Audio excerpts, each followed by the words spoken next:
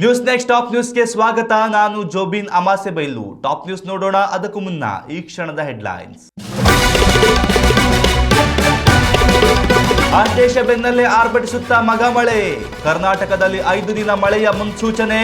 ಕರಾವಳಿ ಮಲೆನಾಡಿನ ಅನ್ನದಾತರಿಗೆ good news. Railway ನಿಲ್ದಾಣದ ಕುಡಿಯುವ ನೀರಿನಲ್ಲಿ ಡೇಂಜರಸ್ ಬ್ಯಾಕ್ಟೀರಿಯಾ. ಬೆಂಗಳೂರು ಕೇರಳದಲ್ಲಿ ಸೃಷ್ಟಿಯಾಯಿತು ಹೊಸ ಆತಂಕ. ಹಿರಿಯ ಅಧಿಕಾರಿಗಳ ಜೊತೆಗೆ ಸಚಿವ ಅಶ್ವಿನ್ ವೈಷ್ಣವ್ ತುರ್ತು ಸಭೆ. ರಾಜ್ಯದ ವಾಹನ ಸವಾರರಿಗೆ ಹೊಸ ಶಾಕ್. ವಾಹನ ಮಾಲಿನ್ಯ ಪರೀಕ್ಷಾ ಶುಲ್ಕ ಹೆಚ್ಚಳ. ಇಂದಿನಿಂದಲೇ ಜಾರಿಯಾಗಲಿದೆ ಪರಿಷ್ಕೃತ ದರ.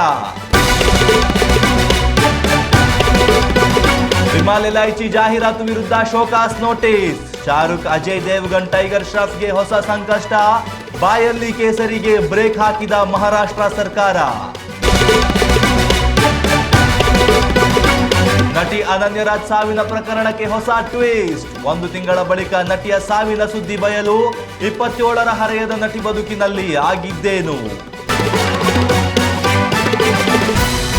ಮಳೆಗಾಲದ ಆರಂಭದಲ್ಲಿ ಕೈಕೊಟ್ಟಿದ್ದ ಮುಂಗಾರು ಮಳೆ ಇದೀಗ ಆರ್ಭಟಿಸುತ್ತಿದೆ.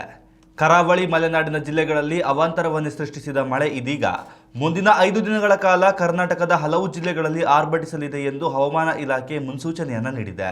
ಕರಾವಳಿ, ಮಲೆನಾಡು, ದಕ್ಷಿಣ ಒಳನಾಡು, ಉತ್ತರ ಒಳನಾಡು ಸೇರಿದಂತೆ ರಾಜ್ಯದ 15ಕ್ಕೂ ಅಧಿಕ ಜಿಲ್ಲೆಗಳಲ್ಲಿ ಆಗಸ್ಟ್ 16ರಿಂದ 22ರವರೆಗೆ ಭಾರೀ ಮಳೆಯಾಗಲಿದೆ. ಕರಾವಳಿ ಜಿಲ್ಲೆಗಳಾದ ಉಡುಪಿ, ಉತ್ತರ ಕನ್ನಡ ಮತ್ತು ದಕ್ಷಿಣ ಕನ್ನಡ ಜಿಲ್ಲೆಗಳಲ್ಲಿ ಆಗಸ್ಟ್ 22ರವರೆಗೆ ಮಳೆ ಮುಂದುವರಿಯಲಿದೆ.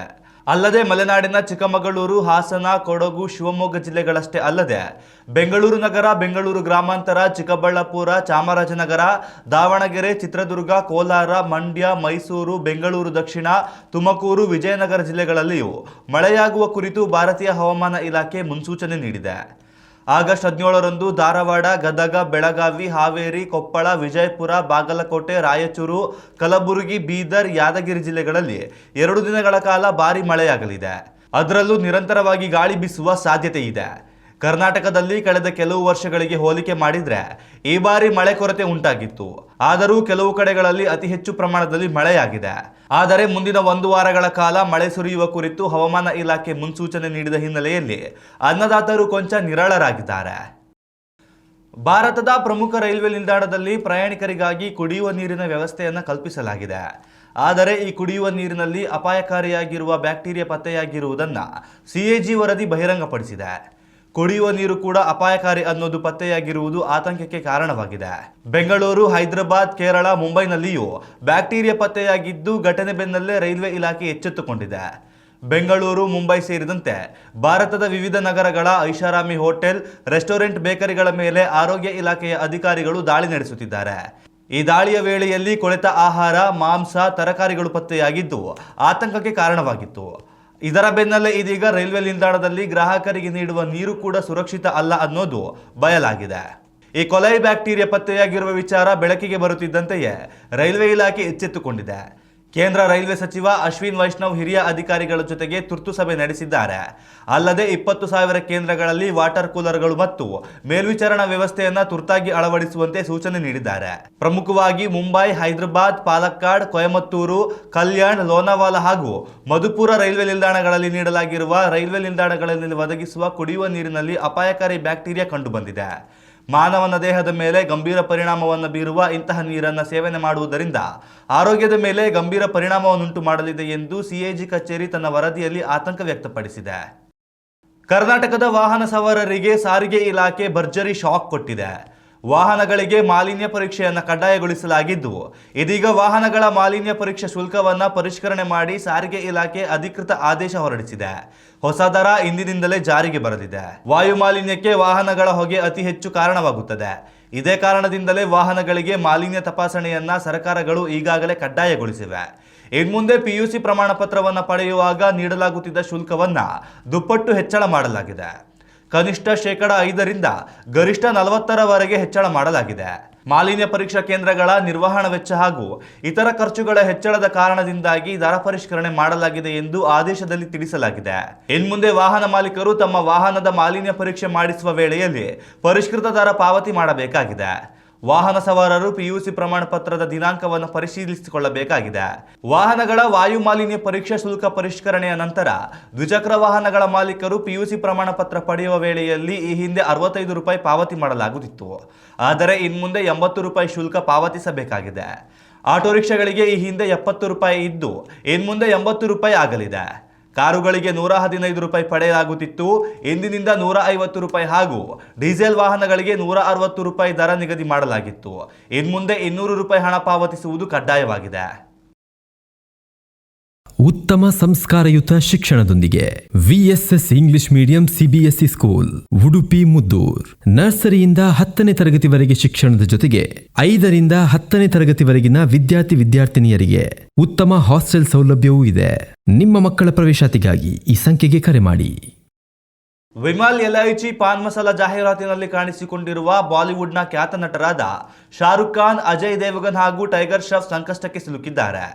ಮಹಾರಾಷ್ಟ್ರದ ಆಹಾರ ಮತ್ತು ಔಷಧ ಆಡಳಿತ ಈ ಮೂವರು ನಟರಿಗೆ ಶೋಕಾಸ್ ನೋಟಿಸ್ ಜಾರಿ ಮಾಡಿದೆ.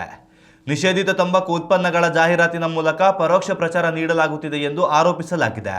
ಮಹಾರಾಷ್ಟ್ರದಲ್ಲಿ ಕಲಬೆರಕೆ ವಸ್ತುಗಳ ವಿರುದ್ಧ ಸಮರ ಸಾರಲಾಗಿದ್ದು, ಹಿರಿಯ ಅಧಿಕಾರಿ ತುಕಾರಾಮ್ ಮುಂಡೆ ಅವರ ನೇತೃತ್ವದ FDA ಇಲಾಖೆ 3 ನಟರಿಗೆ ನೋಟಿಸ್ ಜಾರಿ ಮಾಡಿದ್ದು, ನಿಷೇಧಿತ ವಸ್ತುಗಳನ್ನೇ ಹೋಲುವ ವಸ್ತುಗಳನ್ನು ಪರ್ಯಾಯ ಮೂಲದ ಮೂಲಕ ಪ್ರಚಾರ ಮಾಡಲಾಗಿದೆ.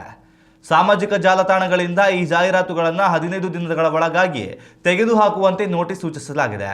ಮಹಾರಾಷ್ಟ್ರದಲ್ಲಿ ನಿಕೋಟಿನ್ ಮಿಶ್ರಿತ ಪಾನ್ ಮಸಾಲ ಮತ್ತು ತಂಬಾಕು ಉತ್ಪನ್ನಗಳಿಗೆ ನಿಷೇಧ ಹೇರಲಾಗಿದೆ. ಆದರೆ ವಿಮಲ್ ಎಲ್ಐಚಿ ಜಾಹೀರಾತಿನ ಮೂಲಕ ಇದೇ ಕಂಪನಿಯ ನಿರ್ಬಂಧಿತ ಪಾನ್ ಮಸಾಲ ಮತ್ತು ಇತರ ತಂಬಾಕು ಉತ್ಪನ್ನಗಳನ್ನು ಪ್ರಚಾರ ಮಾಡಲಾಗುತ್ತಿದೆ.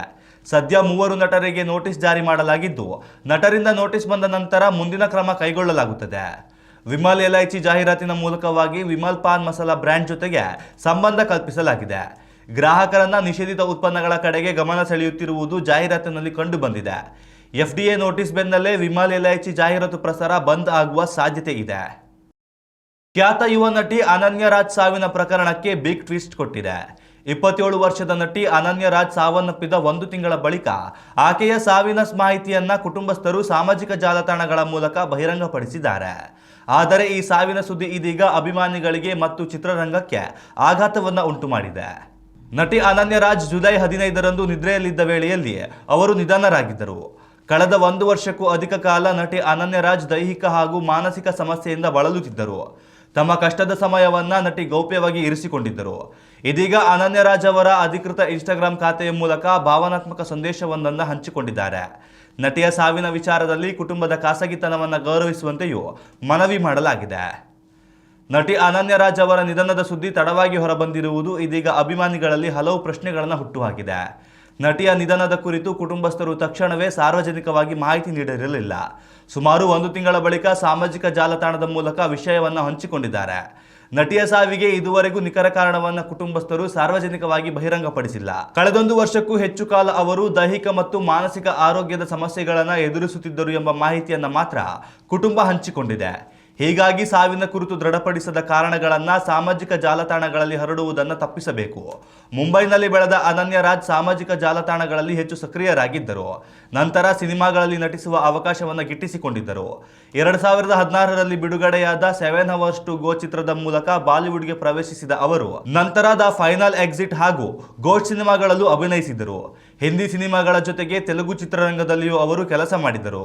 ಕಳೆದ ಕೆಲವು ಸಮಯದಿಂದ ಅನನ್ಯ ರಾಜ್ ಸಾರ್ವಜನಿಕವಾಗಿ ಹೆಚ್ಚು ಕಾಣಿಸಿಕೊಳ್ಳುತ್ತಿರಲಿಲ್ಲ. ಸಾಮಾಜಿಕ ಜಾಲತಾಣದಲ್ಲಿ ಅವರು ಹೆಚ್ಚು ಸಕ್ರಿಯರಾಗಿರಲಿಲ್ಲ. ಇದೀಗ ನಟಿಯ ಸಾವಿನ ಸುದ್ದಿ ಹೊರಬಿದ್ದಿರುವುದು ಅಭಿಮಾನಿಗಳಿಗೆ ಆಘಾತವನ್ನುಂಟು ಮಾಡಿದೆ. ಇನ್ನಷ್ಟು ತಾಜಾ ಸುದ್ದಿಗಳಿಗಾಗಿ ನೋಡ್ತಾ ಇರಿ ನ್ಯೂಸ್ ನೆಕ್ಸ್ಟ್. ಇದು ವರ್ತಮಾನದ ಕೈಗನ್ನಡಿ. ಉತ್ತಮ ಸಂಸ್ಕಾರಯುತ ಶಿಕ್ಷಣದೊಂದಿಗೆ VSS English medium CBSE school Udupi Muddur. ನರ್ಸರಿಯಿಂದ 10ನೇ ತರಗತಿವರೆಗೆ ಶಿಕ್ಷಣದ ಜೊತೆಗೆ 5ರಿಂದ 10ನೇ ತರಗತಿವರೆಗಿನ ವಿದ್ಯಾರ್ಥಿನಿಯರಿಗೆ ಉತ್ತಮ ಹಾಸ್ಟೆಲ್ ಸೌಲಭ್ಯವೂ ಇದೆ. ನಿಮ್ಮ ಮಕ್ಕಳ ಪ್ರವೇಶಾತಿಗಾಗಿ ಈ ಸಂಖ್ಯೆಗೆ ಕರೆ ಮಾಡಿ.